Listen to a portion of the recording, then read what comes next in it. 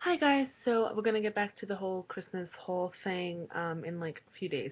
But one of the videos that I keep getting requested is a nail care like maintenance video because I had taken off the acrylic tips almost 2 years ago. No, over a year ago. I had taken off the acrylic tips and started doing my own nails, my own manicure, stuff like that. And I made a video about my nail maintenance, and I wanted to just update that because it actually has changed almost all. A lot of the products have changed. I'm not going to say almost all, but a lot of them have changed. And kind of my routine has changed. If you saw my nails in the beginning, they were disgusting. They had tips on them, but they were very tiny. They're not really long, long now, but they're just better. They were really tiny, really, really thin, and they had deep, deep ridges and dents going across that were like painful from where the base of the acrylic nail was, where the tip was. I decided not to do them anymore because I kind of couldn't afford them, and because I just wanted to see if I could finally learn to grow my own nails out. I had a history of like biting or picking at my nails, and I just decided one day to stop. So I took off my tips by soaking and filing and that whole thing, and the video is in here somewhere if you want to see that. And then I would coat them in coats of gelish, which is very thick, like a clear polish, and thick polishes. I just did not take polishes off because if I took them off, I knew I would put them in, like, bite them or something, um, and ruin them, really. So, sorry, I'm like kind of sitting. So I just kept covering them and protecting them and doing everything I could to make them grow in normal. And I think they're pretty normal now. They're actually a little short at the moment because I like, trimmed them down.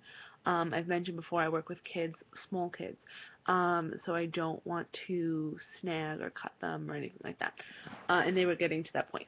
So right now, here they are, and they're just at the tip. I'm working right now on growing the nail bed, which is the length that the nail is on the actual finger. And the way I'm doing that is in the shower. I'll explain that to you. But these are my nails, and the thing that's a miracle about them right now is that they're thick. They're thick and they're stronger. My nails before this were just weak, and they were probably like my thumbnail probably ended like there. Like it was just really short, disgusting, disgusting nails. But now I have like nails that I could paint and do stuff with, and you guys see me paint like signs all the time. So my new routine is that I usually do my nails about every third day, I'd say. So like I have like 3 days of polish and then I change it. I was going, sometimes I go shorter, sometimes I go longer. It depends on how long things stay. Things like glitter, like this is glitter. This is Absolutely Alice by OPI, and it's all blue and gold glitter based on Alice in Wonderland. And this will not last as long as like a solid color would because it's glitter, and glitter just automatically kind of peels off for me. So this I'll probably get like 2 days out of. I just put it on yesterday, so I'll probably have to take it off tomorrow. Um, I take it off the second it chips because I know I'll pick at it if I don't.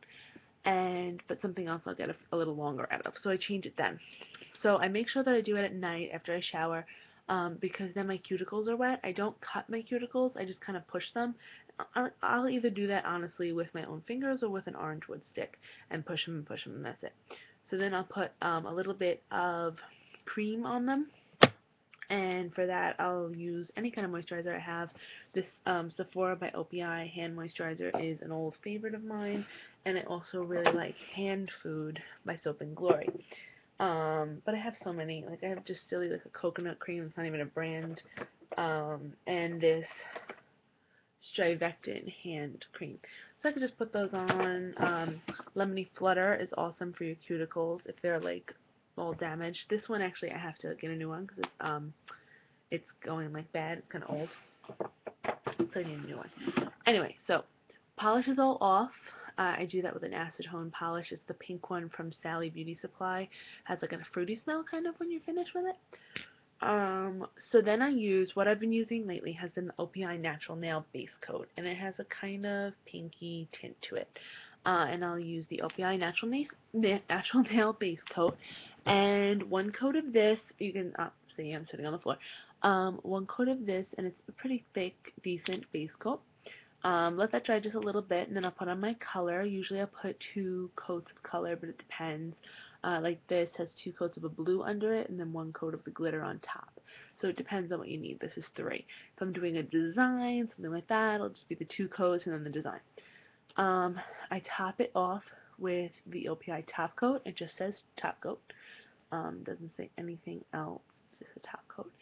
It's not a fast dry, it's not a high gloss, anything like that.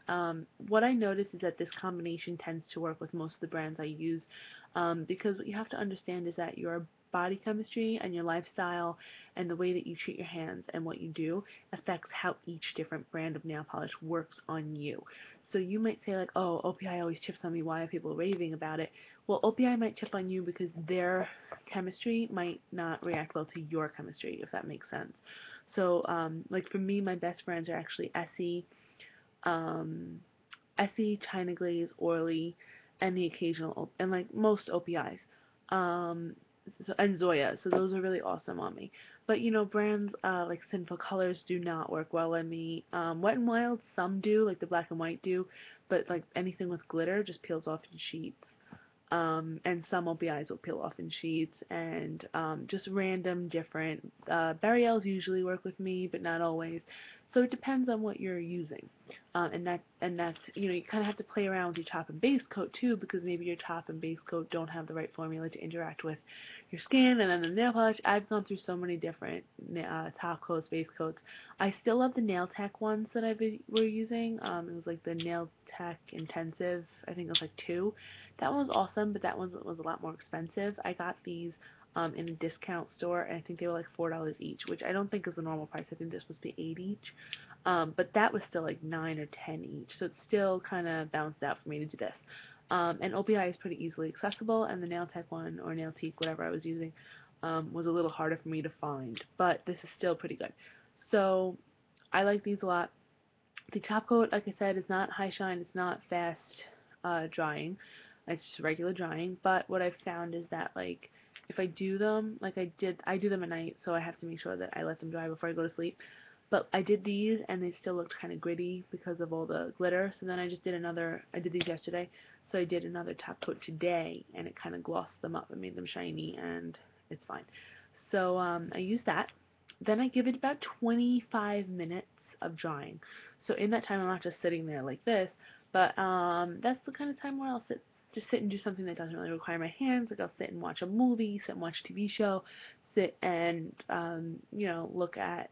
I could use my computer. That's kind of when I sit down and watch like a video on YouTube or something like that. So 25 minutes is not hard to really find. So then after about 25 minutes, I'll put on these Sinful Colors Quick Dry Oil. And that's not to actually dry it, that's just to make sure that anything left over is gone. I want to actually give it the full time to dry, because sometimes if you just put the quick dry on right away, the top layer will dry, but what's under it is still wet. So like you'll touch it and think it's fine, but then if you like bash it or smash it into something, or like put on your socks or something like that, it'll smudge everywhere, and it's just harder to fix if part of it's dry and part's not.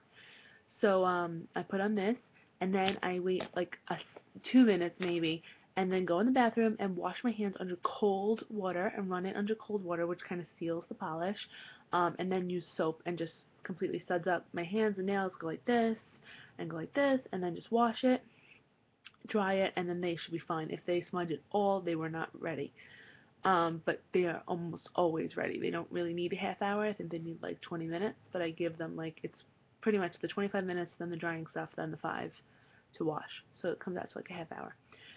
When I come back into my room, I'll put a hand cream on, like I said, hand food, the OPI one, whatever you want to use, awesome.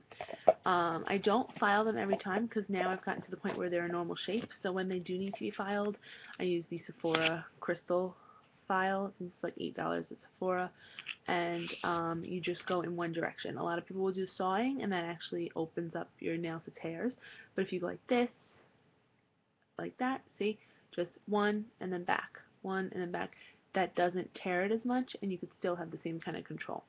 Use regular clippers, but I use those before, like a nail cutter, but then I use those and then I do the filing. Only cut if you're cutting a substantial amount. If like you shouldn't be filing too much basically, but you also don't want to cut for a tiny amount. So kind of use your judgment. If you have to cut, if you have to get rid of a lot, you want to cut and then file, but if you only have to get rid of a little, only file. Just use what's necessary. Don't use too much. So that's about it.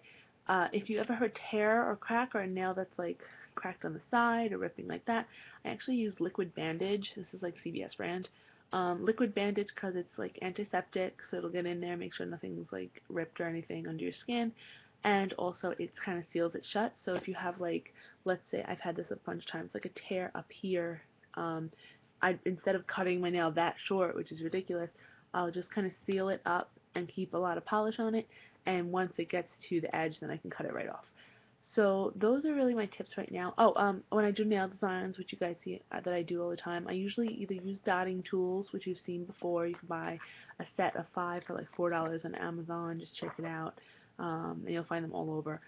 Or I use these teeny tiny brushes I got from the craft store. I got it from AC Moore. This was 50 cents. So it's a really teeny tiny brush, and I just use that for little designs. Most of my designs are lines and dots. I am not an artist, but I just find the way to make the lines and dots make sense. If you don't want dotting tools or a brush, you could use the back of a paintbrush. If you don't have a small enough paintbrush, you can use the top of a bobby pin, like the little bulby part. You could use a safety pin, you can use a straight pin, whatever you want. So really it's not hard to come up with some nail stuff, nail maintenance. It sounds like a lot, but really the whole process of me doing my nails takes about 35 minutes tops, because now I'm at the point where painting is really quick.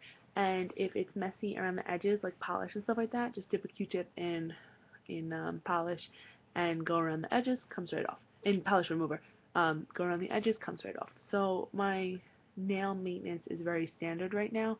However, you can check out the videos of what I've done to get to this point, but now I'm at the point where it's very standard, so it's just the OPI stuff, the polish, and the lotion. The lotion's very important.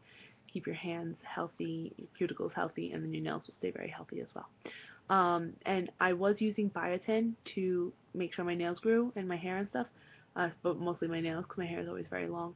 I stopped using a biotin supplement. I was using 1,000 milligrams of it, but there's biotin in my daily vitamin. It's about 400, so I don't know if that's helping, but it's in there. So thank you guys for watching. Good luck with any of your nail growth stuff. If you have any questions, chances are I've used the product you're looking at, because this has been a very long process, but it will work. I used to bite my nails all the time, and I do not bite them now because it's so nice to have like my nails just there, and I could just change the color and make them all pretty, and everyone's always complimenting them. So have a good day. If it's snowing, which it's snowing by me right now, then be careful and be safe and enjoy the snow.